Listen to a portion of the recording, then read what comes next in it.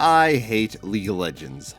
Now that that's out of the way, I got access to Deadlock in February, and as every content creator that picks up this game will tell you, became hopelessly addicted to it.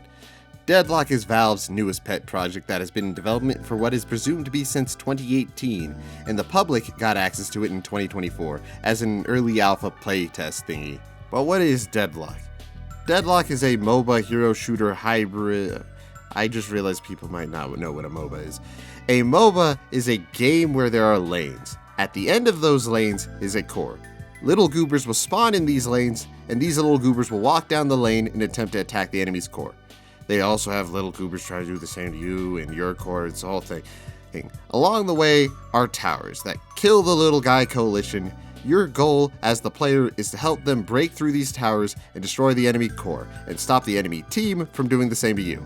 Seems simple enough. However, the key element that solidifies a MOBA's gameplay loop is its leveling system or economy or whatever thing they want to try.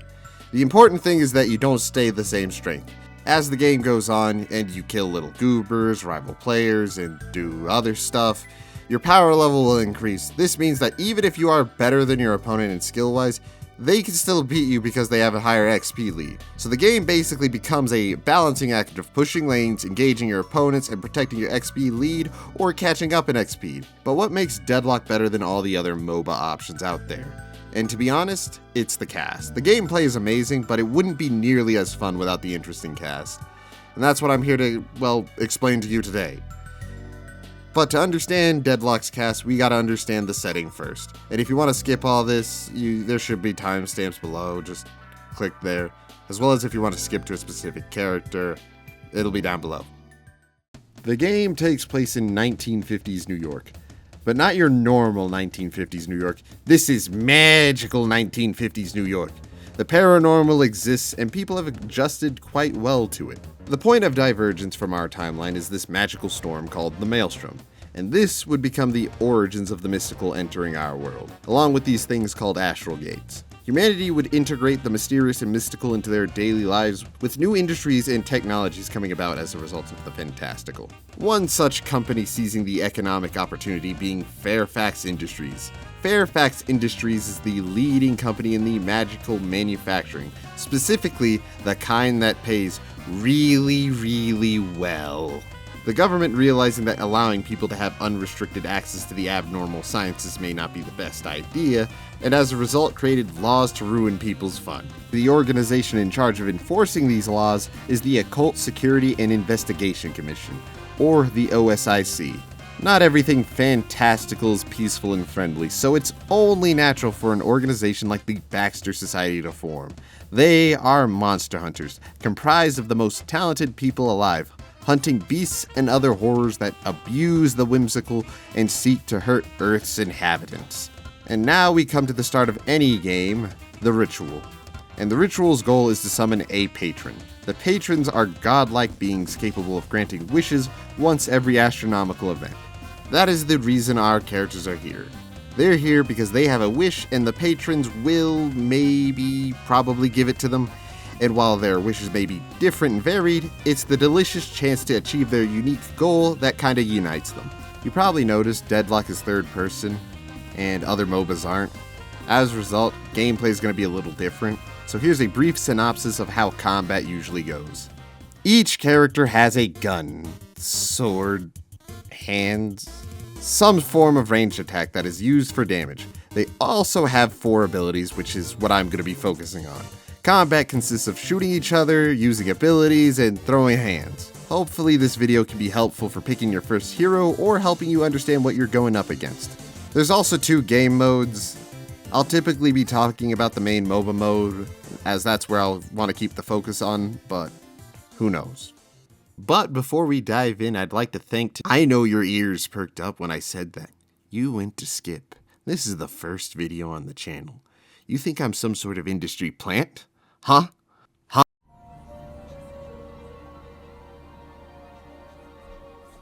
What is it that you think of when you think of the tank fantasy? Of course, there's playing the gallant hero, absorbing damage for your team as you play the role of its guardian, but I feel there's a neglected desire, one tank mains rarely get to express, and that is the feeling of being the Juggernaut from the X-Men comics. A true force of nature, and that is what Abrams is here to satisfy. You might have seen this blue Hellboy demon-looking guy before, as he's been the face of the game for quite a while. But what is he? He is an Ixian. What's that? Well, you know that mystic mumbo-jumbo storm that happened, the Maelstrom? Well, it didn't just introduce magic into the world, it also allowed humanity to connect with other dimensions and other races, and Abrams is part of one such race, the Ixians. Abrams has made his home in New York as a hard-headed detective that solves problems with his fists and stubborn attitude. His life was fairly normal until he got saddled with a cursed tome that mysterious parties have a desire to get their hands on. His wish is to be rid of the tome so no evil parties get their hands on it and he can have his life back. I haven't seen you in a minute, brother. Yeah, case I've been working's been consuming. Were you okay? After today, I will be. So do we want to have a plan, or are we just walking in there and punching the hell out of everyone? I was thinking the latter, but if you want to mastermind something, we're all ears. Punching's good. Great. But what allows Abrams to deliver the forgotten tank aspiration? For that, we're going to have to look at his abilities, and his first ability is Siphon Life. The cursed tome opens up and allows Abrams to sample its power, draining the life of those around you, and of course healing you. This does damage to those in a circle, and heals you for whatever damage it does. Oh, and before I move on, you see these little boxes at the bottom. Basically, as you level up, you can upgrade each ability, and it gains extra stuff. It does these little things here. I'm not going to cover them here. Maybe if I do a more in-depth guide.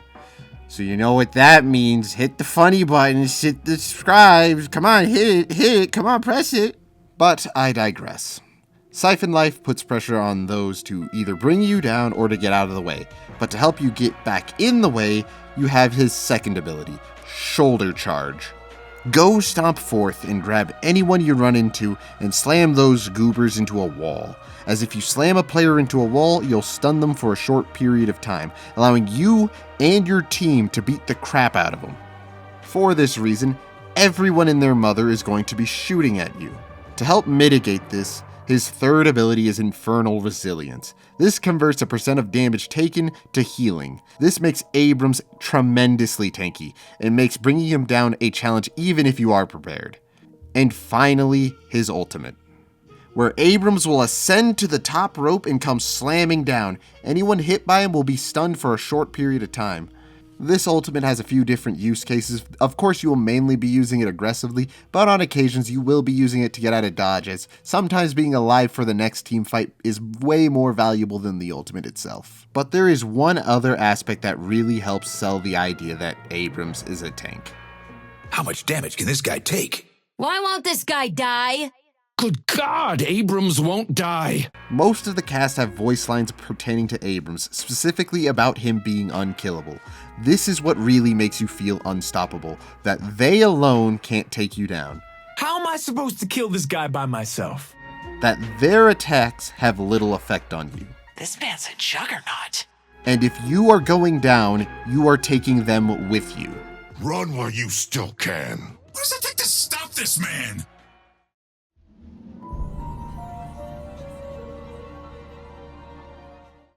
Apollo, the newest hero at the time of recording, the golden child of Ixia. So why is he in New York?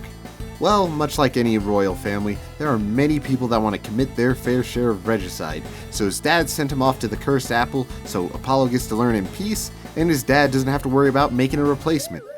Apollo is the rich kid on the block, and he's here to remind and prove he's not just better than the kids at Blackmore Academy, but everyone. Apollo is an Ixian, much like Abrams. However, where Abrams is a commoner, Apollo is royalty, and also British. And as a British person, he's naturally gifted at pissing everyone off. Are you good at your job? Yeah. Then why can't you afford pants that aren't destroyed? These are nice pants. We're done talking about this. So is the mole your servant? Of course not. We are equals. Then why doesn't he speak for himself? Because he's not interested in talking to you. Why are you carrying a pillow? Oh, I get sleepy. Oh god, I'm gonna die. But what can this talented fencer do? Starting us off, Disengaging Sigil. This ability will cause Apollo to carve a symbol into the air, and upon its completion, it will explode, sending him flying backwards, all while damaging and slowing everybody within its radius. This ability is great for disengaging. Wow, who would have thought? Disengaging Sigil is great for disengaging. It's almost like that's what the devs intended for it, by naming it Disengaging Sigil. Well, there is also the other use case of being as annoying as humanly possible, and running up to someone and exploding. This is because flying upwards makes retaliation rather difficult, especially if they're not expecting it. It also is an explosion, so it does a lot of damage. But to really make your opponent feel lesser and remind them of their place, we have Riposte. Any attack that hits you while you're performing this ability will cause you to dash forward in the direction you're facing. Any hero that you hit while dashing will be stunned. But you don't have to hit a player, so you can just use this ability and go flying the opposite direction, leaving your enemy stuck hoofing it all while you zoom to Albuquerque. But what would talent be if we were just running all the time? Flawless Advance is how we ventilate the competition. When using this ability, you will stab forward, doing damage to anyone that has the displeasure of being in your way. You will also do more damage when you let go of the button when this white ring meets the other white ring. This ability can be recast 2 more times within a short window, then it will go on cooldown. Now we get to his ultimate. Itani... I am the storm that is approaching. I honestly can't really explain this better than the visual. You basically dash forward and do the anime thing, slowing everyone caught in it, causing them to explode in damage, doing extra damage to anyone below half health. And I must admit, the dopamine you get from seeing each person caught in it is great, and honestly alone makes him worth playing. While he is young, spoiled, and entitled, Apollo is certainly no pushover, proving that he might be as talented as he thinks he is, and the perfect heir to a perfect throne. Bebop, bebop, bebop. You dumb bastard. Jacob Lash is an asshole. A ladies' man. You using that rope for work or recreation? You are such a pig. That's fine by me. I'm just happy looking. Whenever I decide to kill you, just remember it's because of this conversation. Perfection incarnate. Are you that arrogant stevedore everyone's been talking about? Arrogance is a concept made up by people who don't want to recognize greatness. Yeah, it's you. Unlike Apollo, who needs to prove he's the best, the Lash just is. Jacob Lash is one of my favorite characters from a pure writing standpoint. Like his bio suggests, he is an asshole, but he's such a self-absorbed asshole that one can't help but appreciate it. When my life just flashed before my eyes, I realized that I'm even more amazing than I remembered. His ego is so big that it manifests in-game as he sparkles from how great he is. He is designed to be a wrestling heel made playable, and his playstyle reflects that. The Lash's first ability is Ground Strike. Upon using this ability, you will slam down onto the ground. This ability's damage increases the further you fall, so your goal is to fly super high into the air and come slamming down onto some worthless sad sack that thought they could challenge you. But how do you get into the air? Well, with his second ability. His second ability is Grapple, but not in the traditional sense. You can't just grapple onto anything. That would be lame. You grapple onto people. Once your grapple connects, you will swing yourself forward over your target. This will allow you to chase down anyone who dares to think they can stand to the Lash, and easily escape when there is enough people to wear down the Lash. Then there's your Flog ability, which steals a little bit of health from those you hit with it. This keeps you ready to go and is great at removing the last vestiges of hope after a successful ground pound. And finally is his ultimate move, Death Slam. After you position yourself above your victims, you'll activate Death Slam. This will cause the lash to float, and you will be given an opportunity to lock on and grab any mediocre talent that is caught in his web of awesomeness. Once done, you will be able to throw them wherever you please. This is the grand finale, the conclusion to the fight, and there's nothing they can do to stop it. And it's time to give the audience their breathtaking finish. Lash makes use of the fact that Deadlock is third person, and it has verticality, as pretty much everything in his kit requires you to fling yourself upward from his ult to his main form of damage. The Lash couldn't be in any other MOBA, as any other MOBA couldn't handle the Lash. I don't even think any other hero shooter could handle such raw perfection. The Lash is an experience unlike any other, and it takes a certain kind of person to handle this kind of perfection.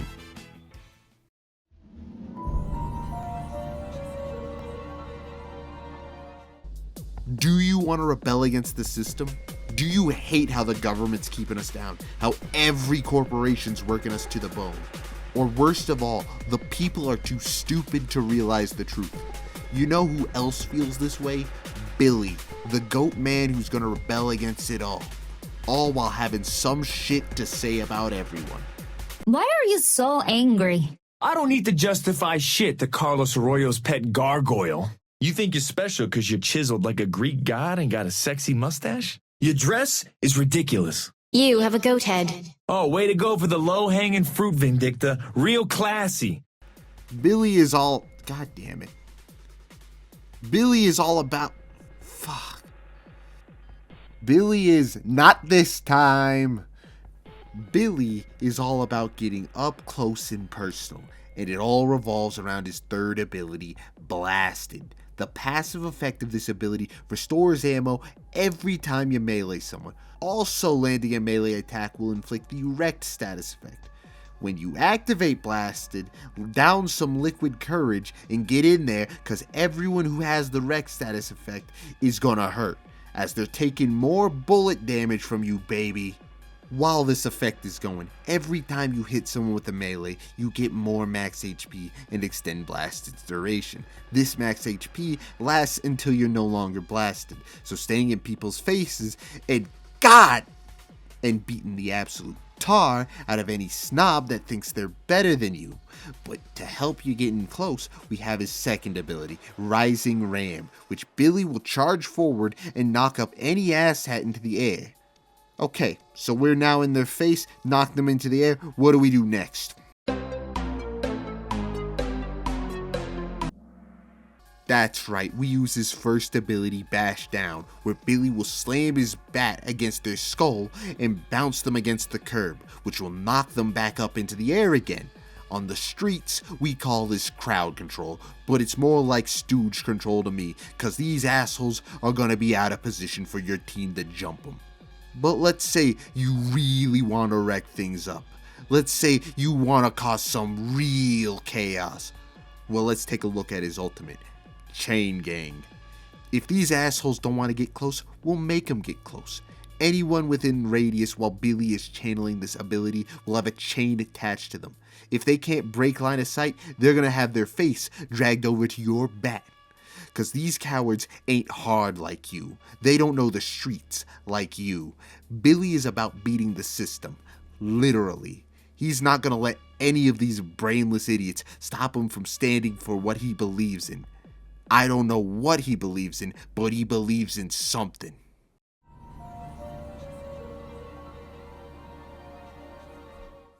Assassins are cool. The idea of someone being paid an exorbitant amount of money to off someone is something that is appealing to us for some morbid reason. Enter Calico, an assassin that gets paid an exorbitant amount of money to off people.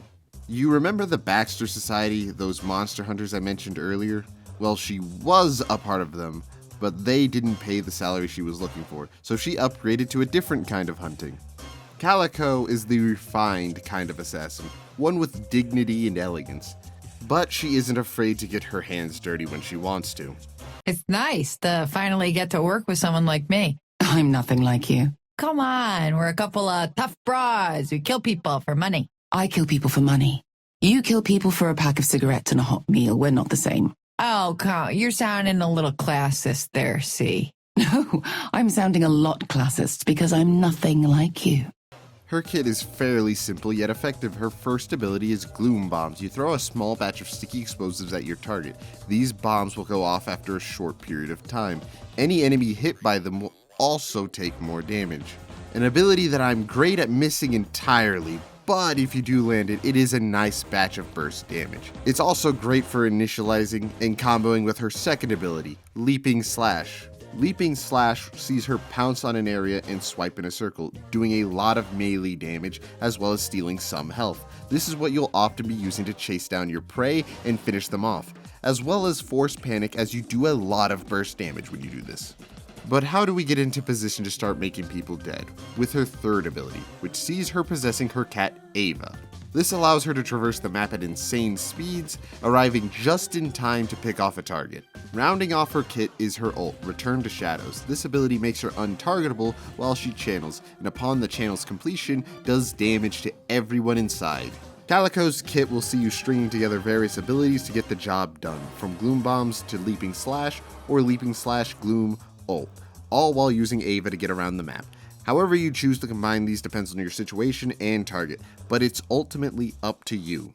The fantasy of being a contract killer is very present. I know I did say I wasn't going to cover upgrades, but I'll make an exception. The upgrade I wanted to talk about is for Leaping Slash, which grants additional souls if you kill someone with it or within 3 seconds of hitting them with it.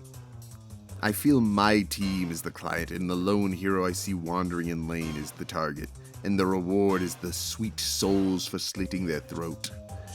How delightful.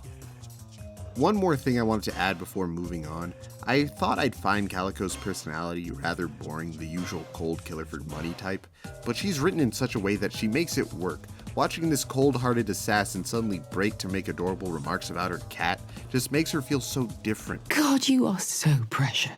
Oh, did the mean man burn you, Ava? She also has an ego, but not in the typical way. I don't know how to describe it, but it really sets her apart from the other assassin types. Ivy, you're not used to fighting a higher class of criminal. I thought they'd put up a fight. I guess I can be wrong. But that's where I'll leave her off for now.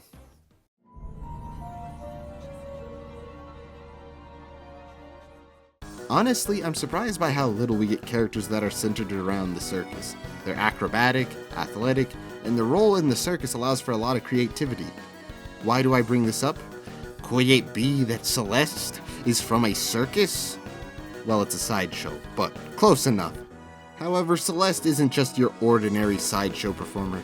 Much like most of the cast, she has a bit of a magical side, and that being that she's a unicorn. But why? Why put on the facade of pretending to be a lame person? Well, people like rare and expensive things, and what is more rare and probably expensive than a unicorn's horn? So she took to hiding in the sideshow on Coney Island. There she uses her magic and pretends to be a performer, so anyone that goes there will go, there's some real good smoke and mirrors, nothing to see. Celeste would grow attached to her found family, and as a result, when one of them would sell their soul, which in this universe could be figurative or literal, to cover a gambling debt, she would go to fight in the ritual, not only putting her life on the line, but risking being discovered and hunted for the rest of her life. All to save her family. Are you really a unicorn? 'Cause you look like a unicorn. Can you keep a secret? I don't know. No one's told me a secret. Well, I don't know. I can tell you then. You can! You can! I am a unicorn. Cool! That tie looks cute on you. Thanks.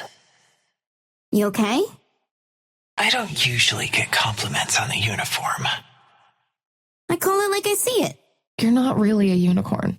What makes you say that? I'm not 12. By what, 6 months? Shut up. But it's time for us to put on a show. To help us start our dazzling performance, we have Lighted Up. Shoot out a breath of hot light onto anyone within a short cone of you. Upon doing so, they will take bonus damage from your main weapon. So you'll often use your high mobility to close the distance and blast. Once done, you'll fly off, peppering them with magical friendship bullets as you soar across the battlefield.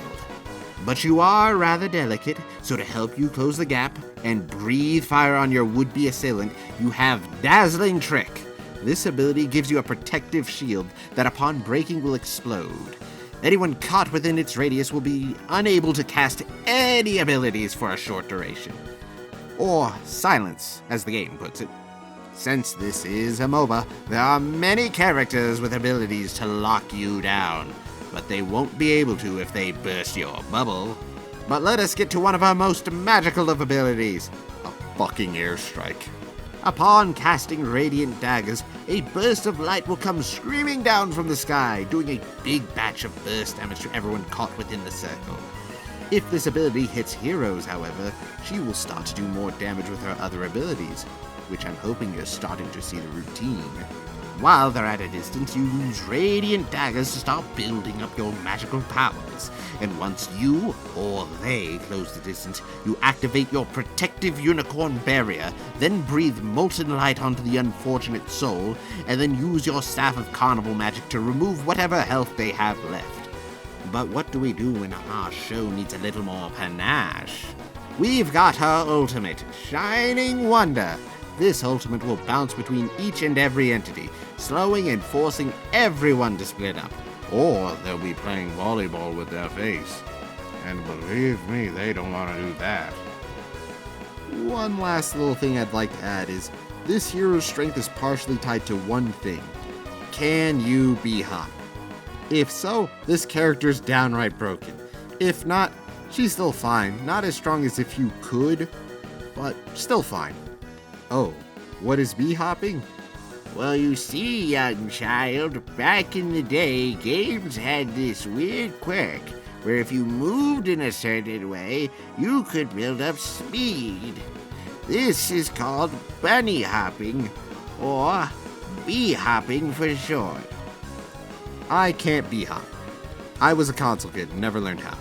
But don't let that stop you. Especially if you want to dazzle the world in your own special way.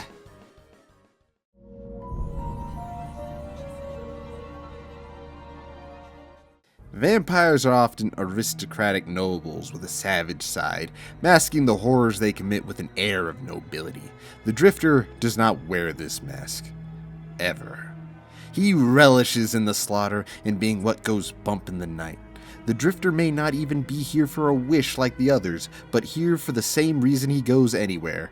To hunt and kill. Tie him down, Holliday, and leave the rest to me. I don't take orders from you.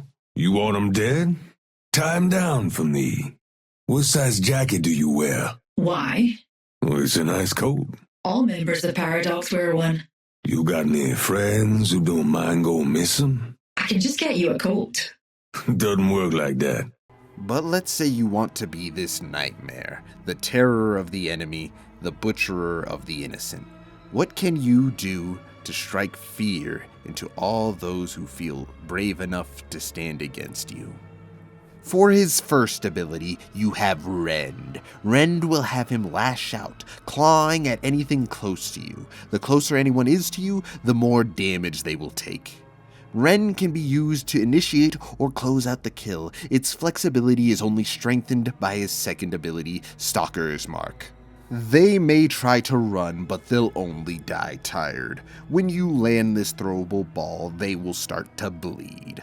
Targets that you mark can also be teleported to, if you so choose. This ensures that you can not only close the distance, but also makes fleeing the Drifter nearly impossible, as if they use all their cooldowns trying to escape you, you can just teleport back to them, rendering their crude attempts at survival moot. But, hypothetically, let's imagine they do lose you. His third ability, Blood Scent, will ensure that it is not for long. Isolated targets near the Drifter will emit a heartbeat sound effect, as well as leave a trail for you to follow to hunt them down. Isolated targets take bonus damage from him, and to wrap it all up, each isolated victim you kill or assist in killing, you will receive a permanent damage increase. Meaning, if they are not careful, he can snowball out of control into a real monster of the night. There is no greater feeling than roaming around the map and hearing bum bum bum bum bum bum bum. The telltale signs of prey. I'm coming for you. They never had a chance. Thank you. That was fucked up, Drifter. I saw you punch that poor fucking Rem in the face. You're a terrible creature there, buddy. But to truly shatter their hopes for survival, we have his ultimate, Eternal Night. Eternal Night will blind 2 people around the Drifter for a brief duration. This blind makes it impossible for them to see where you or your teammates are coming from. It's also a great repositioning tool as you gain an insane movement buff, reaching speeds that he no longer bothers running on 2 legs anymore, but on all 4s like a carnivorous animal, for that is what he is. Not a man, he's barely even a vampire, but a beast that has embraced the darkness, and the world knows it, and knows to fear it. He's also voiced by Matt Mercer. I didn't know where to squeeze this in, but you know, that fact alone may be enough to sell you on him, so, yeah. Oh, I'm exactly who you think I am.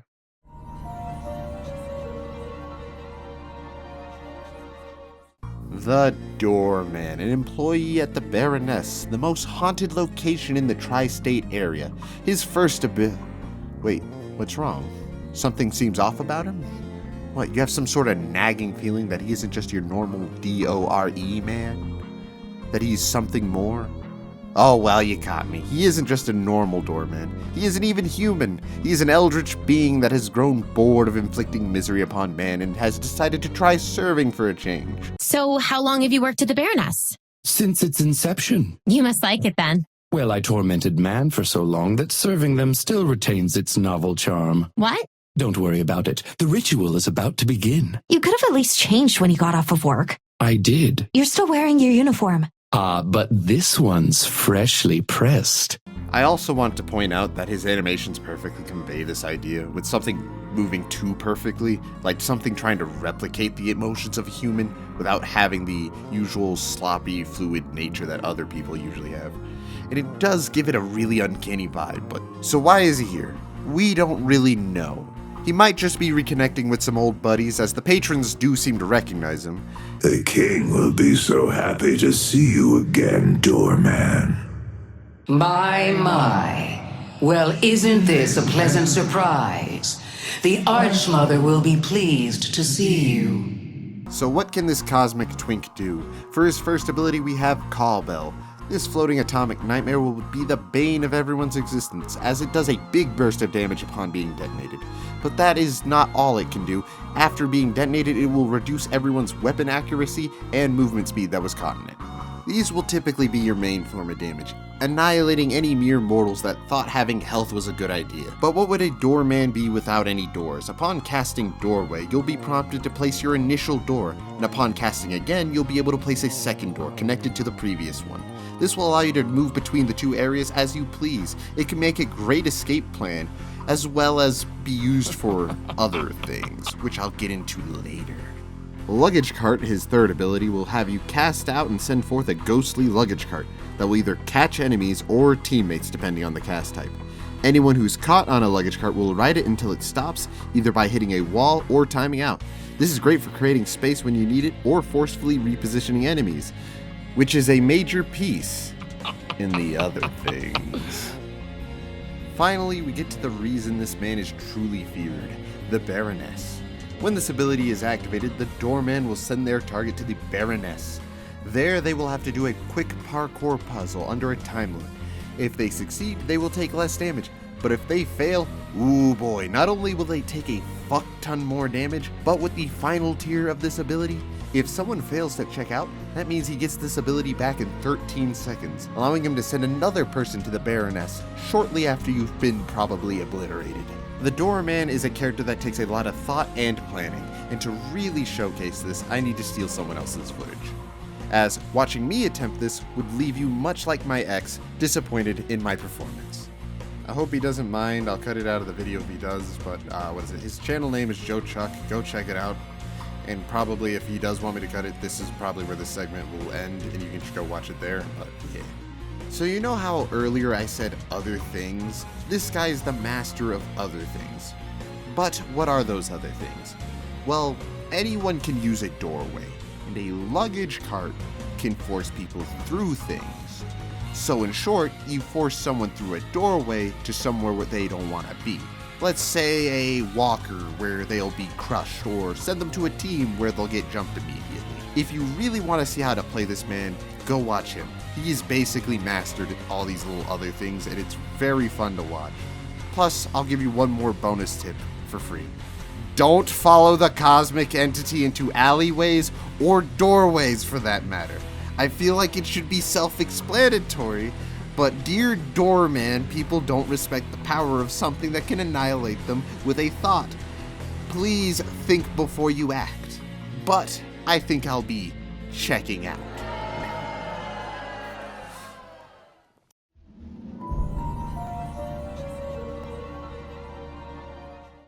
Support is by far one of the most misunderstood roles in gaming. Most people, when they think of support, think their job is only to heal, when that can't be further from the truth. Their job is to set up kills or deny the enemy from killing your team. May I present Dynamo, the ultimate support. This scholarly professor was the first to discover the astral gates, the things that allow for interdimensional travel and do other magical stuff. But upon making contact with it, his body was obliterated, leaving in its place his soul attached to a dying star. Now Dynamo still lives his life in this metal body. Dynamo's wish is to get his body back so he may enjoy the rest of his life with his wife, Marla. How's Marla doing? Good. Our anniversary's coming up. Wonderful. How long? 31 years. You picked out a gift yet? Well, I'm hoping my body. But if not, I've got an eye on some books. You won't have to settle, Professor. We'll win this day. If Columbia ever needs an adjunct professor to teach a course in being amazing, the Lash is happy to oblige. I'm shocked you know what an adjunct is. Don't underestimate the Lash Professor. It never works out. But what does he bring to the table to achieve this goal? Dynamo's first ability is Kinetic Pulse, where he will send a shockwave forward, damaging and knocking any targets hit with it into the air. This is useful as targets knocked into the air have their movement significantly reduced. This has a lot of different use cases, from slowing enemies that are chasing you during a retreat, or allowing you to stop fleeing adversaries. Regardless of what you're using it for, it can be the difference between making it out alive or securing a kill on a high-value target. Dynamo's second ability is Quantum Entanglement. This ability allows you and your teammates, if you choose to bring them, to enter an untargetability state. Or, in layman's terms, you and your teammates can't get shot or abilitied. You also move a short distance, which can be a great positioning tool for our final ultimate ability, which I'll get into later. Then we have his third ability, Rejuvenating Aurora. What can this do? If you rearrange the letters on Regenerating Aura. Heal Circle! And finally we get to his ultimate. The strongest ultimate in the game, with a whopping 230 second cooldown without items. Singularity. Pressing this ability button will have Dynamo transform into a black hole. Anyone caught within its radius will be stunned and unable to do anything but sob as the team they were just massacring switches up on them, and not being able to do anything makes for very easy targets for anyone present. This ability is great at deciding a fight, shifting a Pyrrhic victory into a decisive one, especially when your teammate's actually there to use it, or you'd have to sit on that long cooldown with nothing to show for it. That would really suck now, wouldn't it? Every part of Dynamo's kit is designed to either secure a kill or keep someone in the fight so that they may secure the kill. And while Dynamo's healing can be built to become a terrifying buff aura, if you're only doing that, you're missing out on a good 60% of his kit. And to use Dynamo effectively, one must position themselves and take opportunities so that your teammates can get full use out of Dynamo. A good Dynamo can be a horror to face, and hitting good singularities can earn you the respect of your team. Thank you, Dynamo. Challenge me. Oh my god, Dynamo, you're so hot. Oh, thank you. You're making me blush. But what if I don't want to support? Well, there's another way to play Dynamo. If you just crave blood. And that's what I like to call BOOM. You're not forced to buy support items as Dynamo, which items are a whole nother thing that you have to be a madman to truly understand, but basically items allow you to buff certain aspects of your character, and you can use money you get during the match to buy them. So, you could just say, screw my team, I'm the DPS now, and buff Kinetic Stomp, so you'll just see someone and go, boom, and watch them get removed from this plane of reality. But I feel like we've talked about the professor enough.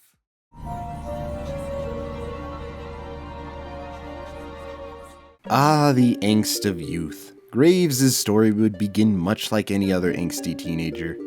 Not getting enough attention from her parents, and as a result she'd spend most of her time in cemeteries. However, her alone time in these boneyards would not be so alone, as a voice would call out to her. After being guided through the Origins Easter egg, she'd come across a Lich's hand, the voice that has been communicating to her all along, and the Lich seeks to pass on her knowledge to teach Graves the ways of being a necromancer. Something everyone seems to point out is a horrible idea. The Lich is using you. You don't know her. They're all the same. Oh my god, someone religious is being closed-minded? I wish I wore pearls so I could clutch them. It's a real shame that you're not going to live long enough to learn the wisdom that comes with age. Don't threaten me. Threaten you? I'm trying to save your life. Thanks for your concern. I can take things from here. Be careful, child. What, or I'll end up like you? Please. Stay on the path you're on and you won't live long enough to end up like me. Don't pretend like you care if I live or die. I'm not invested in your survival. I just hate to see talent wasted. Is that a severed hand? Yeah. I really need to get my tubes tied. But what has our young necromancer learned so far? Her first ability is Jar of the Dead.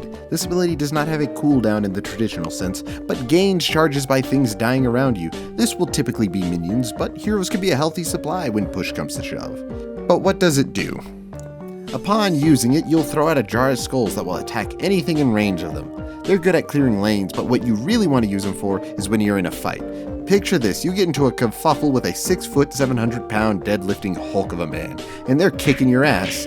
So you throw out your trusty bottle of wasps. Now they have to choose between swatting the wasps or hitting you. They're either getting stung to death, or your weedy little slaps are going to actually break through and knock the boy down. Either way, you're taking pressure off of you and putting it onto them. Now that the fight's been going on for a minute, now they're trying to escape. Or hell, maybe things are getting a little hairy for you and you need a little breathing room. Thankfully, you have an answer for that.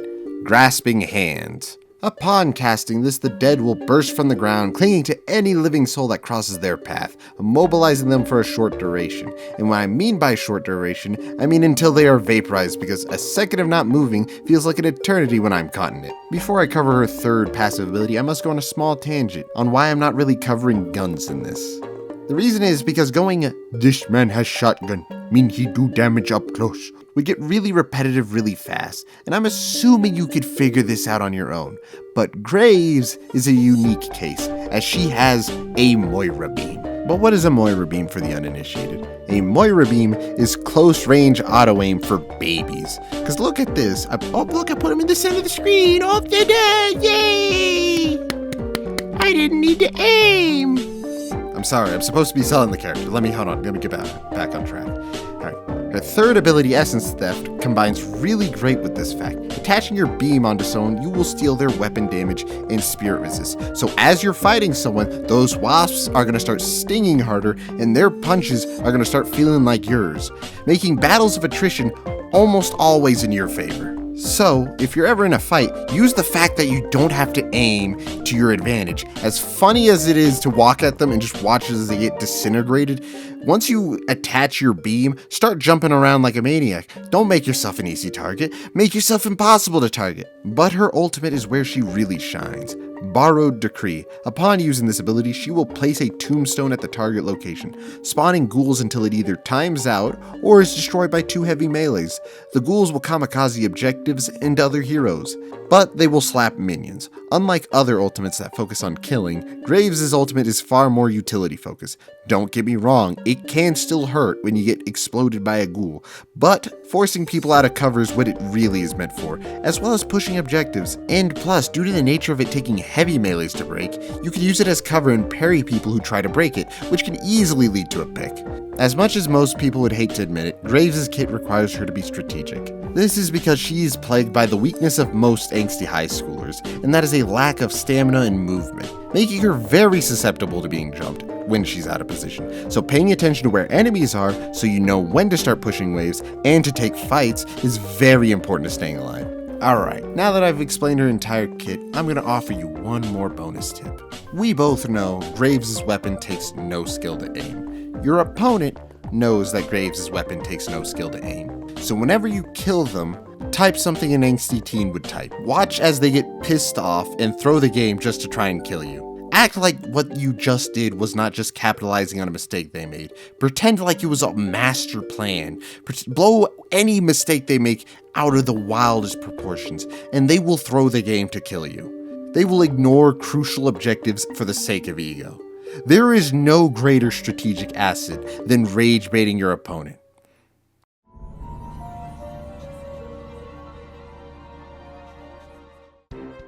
Grey Talon, the founder of the Baxter Society, a legend in his own right, slaying beasts most people wouldn't dream of facing. But shouldn't someone like him be retired by now? Well, he was. He was spending time with his wife, kids, and now grandkids, settling into retirement well. And that was unfortunately until he heard the news. His son's family had been killed in a house fire. Something Grey Talon knew was fishy. His son's wife was an Ixian, and Ixians have a talent for controlling flames. Grey Talon knew it was foul play, and he knew who did it. The Friends of Humanity. I'm not going to cover them here as they play a more crucial role in another character's backstory, just know they're human supremacists. So now he's hopping back on the saddle and acting as John Wick with a bow, looking to the patrons to take his revenge on those who took his loved ones away. All while offering words of advice to all the youngsters in the roster. Can I give you an unsolicited word of advice, Holliday? Why not? People are going to tell you that there's a difference between justice and revenge, that you will dishonor the dead by stooping to their killer's level. Ignore them. Revenge isn't for the dead, it's for the living. I knew I liked you. So how does our cold-ass murder grandpa hunt? Well, methodically. Charge shot allows you to snipe anyone that thinks peeking you is a good idea. This shot can be held indefinitely, so there's no rush to take the shot. Just breathe. Take your time. Just wait. Damn it! But to keep track of our targets, we will need the vantage point, and his second ability allows him to do that. Rain of Arrows. This ability will have you take to the skies, and you will fire 5 split shots, ensuring there's no avoiding him. You can use other abilities including charge shot while in the air, but you will mainly be using it to cast. But what good hunter doesn't know how to make traps? And Spirit Snare is the ultimate trap. Throw out this little area denial tool, and anyone who dares cross it will be stunned and cursed. But what does being cursed do? That stops them from doing anything. Yep, no abilities, no guns, nada. You are a walking fish in the barrel. Oh, and wanna know why you read descriptions? I didn't know you could detonate this with charge shot. It makes it do a bigger explosion, and it is kinda hard to do, but I didn't know this before recording the gameplay, so yeah. However, his ultimate is the scariest in the game, without a doubt. Is it because it makes him stronger the more he kills with it? No, it's the sound. But what is it? It is Guided Owl. Take control of this magical owl and watch as anyone at a low health state starts to panic. People, the second they hear it, will immediately duck for cover. But there is no hiding from it. Dread it. Run from it. The owl arrives all the same. Grey Talon is all about map awareness and keeping tabs on who's low health. So that way, you might be able to deliver a personalized ICBM across the map. Oh, and I wanted to mention this here. The game is still unfinished, and this goes for a lot of the models. Grey Talon is one of the more egregious ones, and I feel that's honestly what's holding him back from being more popular. His voice lines are great, he just needs the model to match, and unfortunately no one's made a redesigned model for him just yet. But I hope you enjoyed this section on Grey Talon, as he is a pretty... Oh no.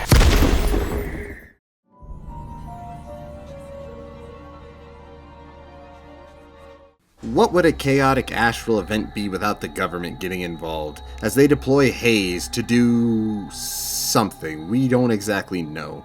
Maybe the government's after some sort of wish. Who knows? It's the feds. It can't be good. Once I open the black hole, I'm going to be pretty exposed. Don't worry, Professor. I'll do what I can to capitalize on the opportunity. I'm not worried about you capitalizing on the opportunity. I'm worried about dying in the process. Your survival may not be a top priority, but it is still a priority.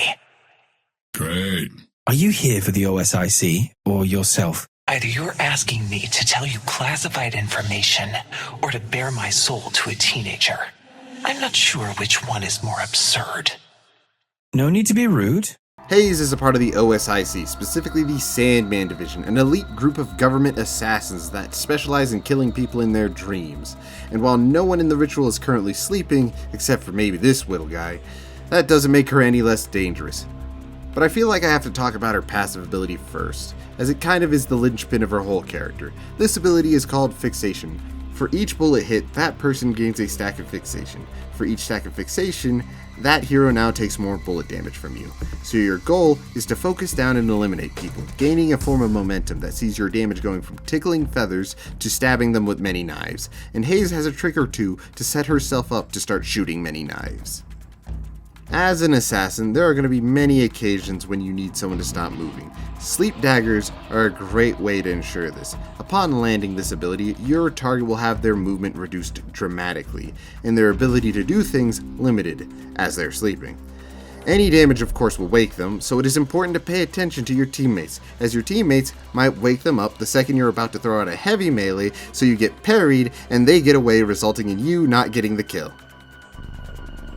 It can also be used to interrupt things, which can come in handy in a getaway.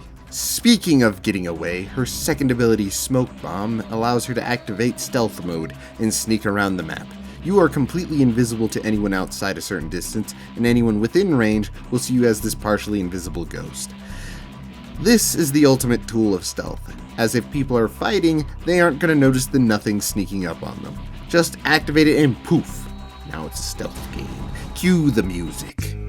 You'll just be moving around their backlines, ready to assassinate your target. So it can make a great way to...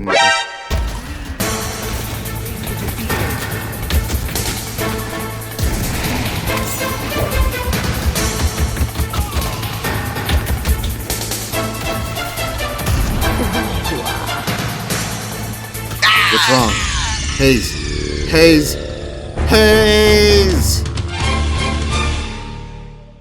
But now we get to her ultimate, Bullet Dance, where she'll become a cyclone of empty shells, dancing about, each person caught in the cone being targeted with the utmost precision, being riddled with so many rounds it's pointless to keep track. You work the dance floor, baby, and as you boogie down, bullets seem to pass through you, dodging and weaving through the air like an artist's brush, a macabre waltz of death. You dance and they fall.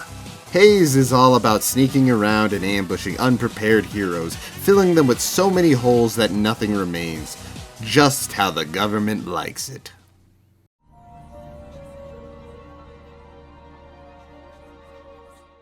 Holliday, the sheriff.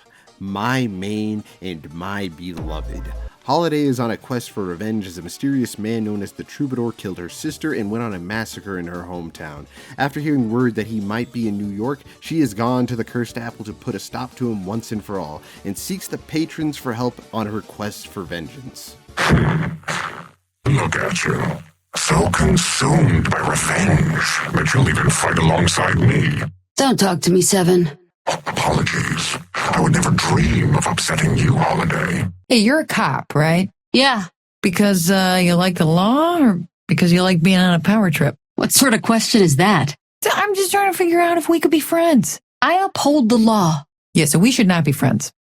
If seeing a character with a cowboy hat makes your brain go, then Holliday may be for you. Her first ability is Powder Keg. Throw out a barrel of TNT and watch your enemies run like hell. This barrel will explode on contact with enemies as soon as the detonating cord is lit.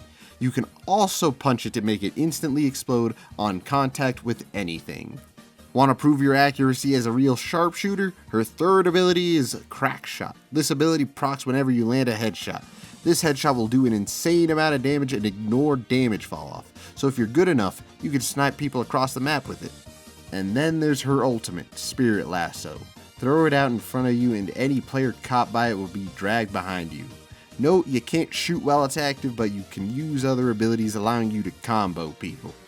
But you'll most often use it to pull the poor varmint back to your team to receive some Western justice. Some of the keen-eyed of you might have noticed I skipped over her second ability, Bounce Pad, and that's because I want to go over something else first, Deadlock's movement. The movement is fantastic. Every little action you can do flows perfectly into one another, from dashing to sliding to using your heavy melee for distance. There are over 20-minute guides on general movement alone. And if you want a more in-depth look, I recommend going there, as despite my 200 plus hours, I am terrible at it. Back to Holliday, her bounce pads complement the freedom of movement this game gives you by letting you soar across the map and carpet bomb people. This is because the first time you use a bounce pad as Holliday, you will have an insane amount of air control, and upon landing, cause an explosion. This will allow you to engage and disengage very easily, making her the first in, last out kind of character. And yes, your teammates and enemies can take these jump pads as well, but they do not receive the insane air control, making escapes a thrill to behold. What, did you think I was just gonna leave her there? No, not my main. She gets special treatment. So let me show you just how great this woman is. So sit back and enjoy one hell of a ride. Welcome everybody to the grand finale. Yeah, a little partner and his stage. Come everybody, it's time to go. Somebody, nothing will let it be. Don't get it, be no more. Maybe you can never Lord, think you'll find your promise to leave the day or go. Leave now. The freedom are you in need of more than into America. Oh, yeah, come and come right up the hill. Come on, bring it up to me. I can go down windmill. Come on, dog. It's trying to make a hole and not me. I'm gonna go.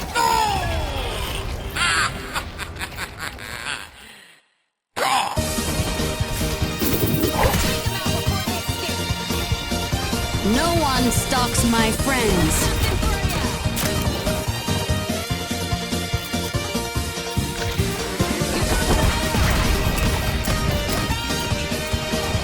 Think it's time to remind them who the law is around here.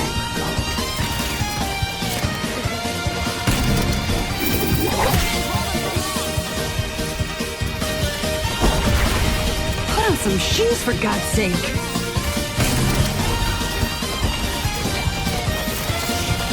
Come on, come on, come on!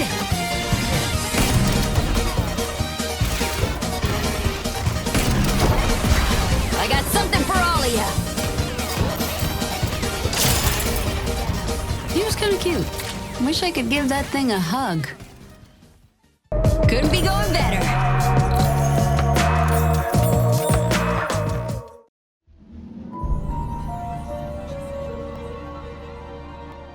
Infernus, or Fern, is a second-generation Ixian immigrant. Being born and raised in New York, Fern's youth would be spent around a bad crowd, eventually falling deeper and deeper into New York's criminal underworld. Luckily for him, he would be able to turn his life around thanks to a man named Hank.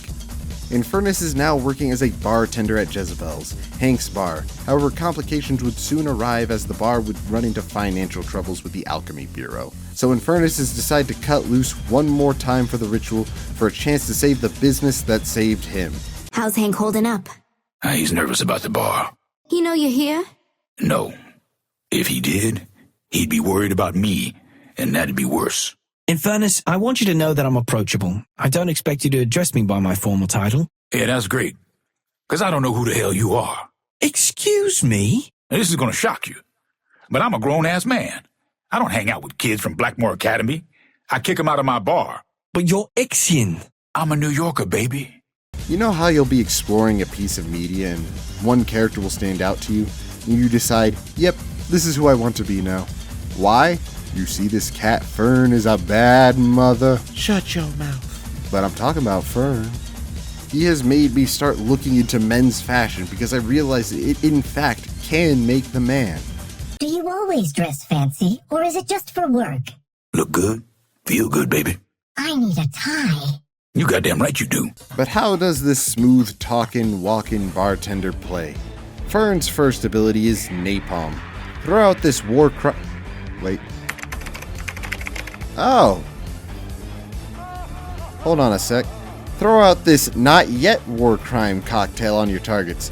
Enemies coated in napalm are slowed and take more damage. This ability is a phenomenal initiator, allowing you to get a tremendous amount of burst damage right off the bat. And while you can use it to chase people down, it's best not to waste it, as his second ability does a far better job at it. Flame Dash.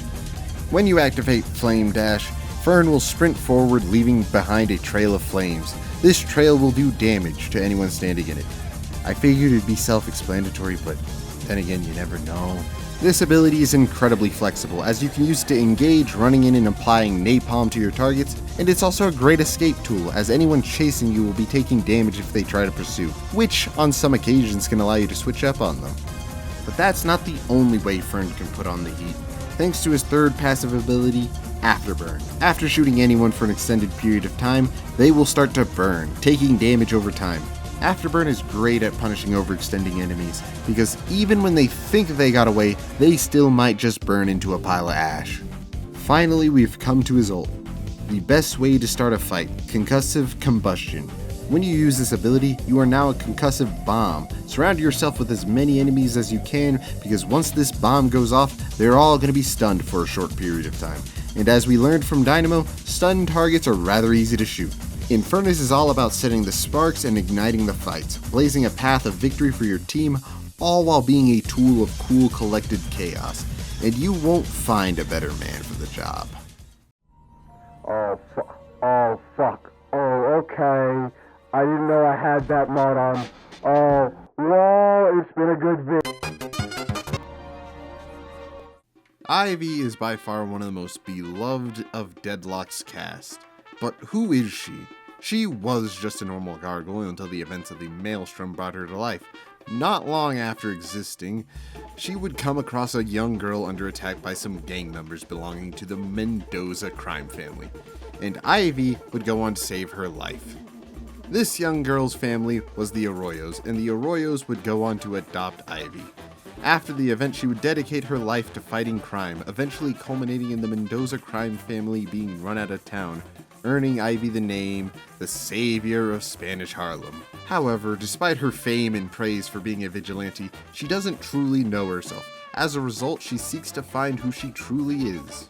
Well, looky here, the Savior of Spanish Harlem herself. I don't call myself that. Legends don't get to choose what they're called. I'm not a legend. Yes, you are. You know it and you're afraid of it. Don't be. How can you work at Fairfax Industries? First step is asking for an application. Oh, I don't want to work there. Oh, so you wanted to have moral superiority over someone you just met? I guess so. Yeah, don't do that. This supportive Latina is a unique kind of support, focused on seizing opportunities rather than creating them. But how does she do it? Her first ability is Entangling Thorns. This ability damages individuals in an area as well as slowing them. This ability is great at flushing out enemies and chasing down retreating ones. This is because it covers a rather large area, so they are forced to either take the damage or play around it, which may result in them making a mistake either way. But what really allows her to break through and shift the odds? Kudzu Connection, her second ability. Kudzu Connection attaches itself to a nearby ally within line of sight. While attached, they receive a fire rate buff, bullet lifesteal, and shared healing. In addition, you both no longer are slowed while firing. This buff alone not only keeps you and your teammate in the fight, but allows you to push forward and use the increased fire rate to tear apart enemy objectives. This can keep a solid lead or give your team the leg up when it needs it the most. The third ability sees her transform into a stone gargoyle once more and slam onto the ground, stunning everyone she lands on. While the stun isn't the longest, it serves as a great interrupting tool. She also heals a % of health upon using it. This allows her to keep up the fight even when things get really desperate. To round off her kit, we have her ultimate, Airdrop. Take to the skies with or without an ally and fly into or out of combat. Dropping your ally or the bomb you get if you choose not to pick up an ally will cause a massive explosion upon landing. And upon landing, you and your ally will receive a damage increase. You'll most often be using her ultimate to save teammates, especially if you're not communicating. But sometimes picking up teammates that are making their way to combat and dropping them into the fight like the US government did with Freddy Fazbear during the Vietnam War is a great way to keep up momentum. And that's what Ivy's kit is all about. Whether it's shifting momentum with a well-placed stun, slowing what would have been a devastating push, or maintaining momentum by keeping up the pressure when you need it most. Sure, they may have the edge now, but for how long? One good stun and now they're out of position, and thanks to kudzu connection, your teammates will be able to capitalize on whatever opportunity you gave them. Your job is to keep your team going when all seems lost, and to be the hero your team needs. Maybe not the one it wants, but the one it definitely needs.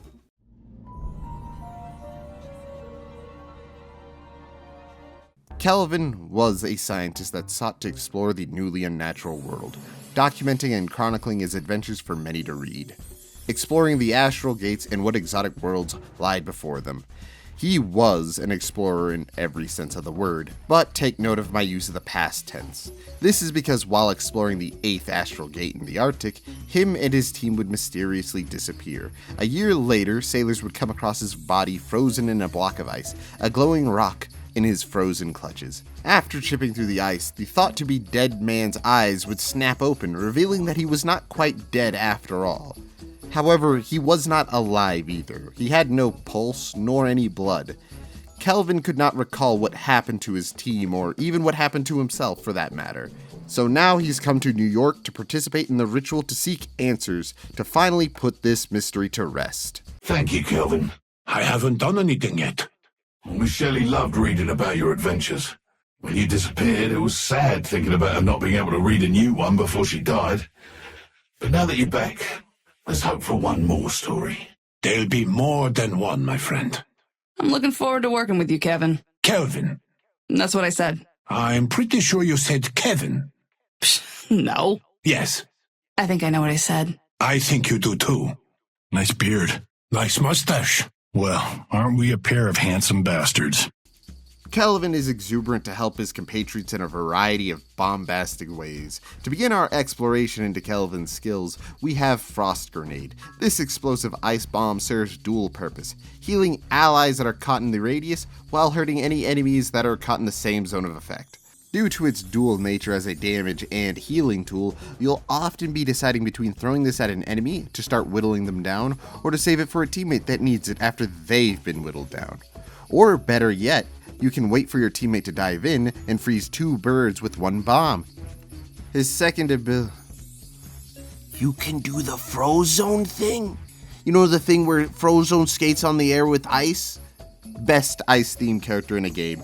No contest. Everyone by association is cooler and moves faster because they see someone skating on ice in the air. I've always wanted to do this with ice characters in games, but they never do it. Finally, I can live out my dream! Now to a slightly less cool ability. Get it? Because it's ice. Arctic Beam. Activating Arctic Beam, you'll shoot out a laser of ice that slows people's movement and fire rate. This helps your teammates keep up the chase and ensures there's no escaping Caucasian Frozone. Now, his ultimate, Frozen Shelter. Let's get ready to rumble! Kelvin's ult will have him activate the Thunderdome, trapping everyone inside. So that way we will finally see who tonight's champion is. But Kelvin's got a trick to help him secure that belt, and that's him and any teammates in that dome will receive a lot of health regen, ensuring that you are prepared to rumble and tumble even when they aren't. So you better be prepared for the fight of your life at 7 p.m. tonight. Kelvin is a frontline support through and through, getting stuck in with his team and making sure they stay in the fight, and making sure the enemy remains in their losing fight, going where no support dares to go. Adventure is calling. Will you answer? So as I was getting ready to release this video, a few changes happened. For the most part, everything's the same, minus the ability upgrades. But those were always going to change. It's why I don't want to talk about them too much. But there's 2 characters that I can think of that got some noteworthy changes really recently. Apollo can no longer fly to Albuquerque. He now has to dash towards someone. After you post someone, you have a split second to choose another person to dash towards and stun them. And Graves, she now summons ghouls with her grasping hands. So now when they get stunned, they get exploded by a ghoul. I think that should be it. And this is the end of part 1. Because the cast is huge, and I want to give each and everyone at least a little bit of time in the limelight. Part 2 should be out eventually, depending on how things go. Comment your feedback. Do you want me to go more in depth or less in depth about abilities? What about hero interactions? Do you want to hear more of them? I won't put less. I'm going to put more if you want more. If you like the video, give it a physical thumbs up and press the subscribe button. If you really like the video and wish to give me a tip, here's a link to my Ko-fi below. I'm glad you took time out of your day to listen to me go on about a game you can't even play. Well, if you really want to play it, go to Deadlock's community Discord. There should be people that can invite you in. And I'm happy that I made you want to at the very least try the game. Thanks for watching. God, that sounds so fucking corny and cheesy. I gotta really, oh my god, what the hell am I doing?